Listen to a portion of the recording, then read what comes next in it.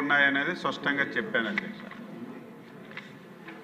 కొత్తగా మన రాష్ట్రం ఏర్పడిన తర్వాత ఫస్ట్ టైం 2017వ సంవత్సరంలో చంద్రబాబు గారి నాయకత్వంలో ఒక నోటిఫికేషన్ ఇచ్చి 303 వెటర్నరీ డాక్టర్ పోస్టులు భర్తీ చేశాం అధ్యక్ష.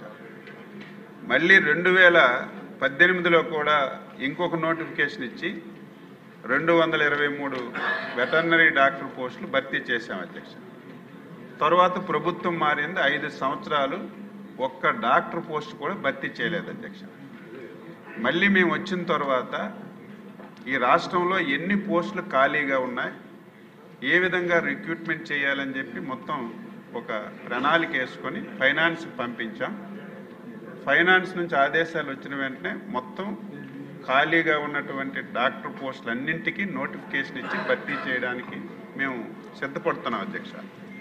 ఈలోగా ఎక్కడ కూడా పశు వైద్యానికి ఇబ్బంది పడకూడదని ఆల్టర్నేటివ్గా అరేంజ్ చేశాం.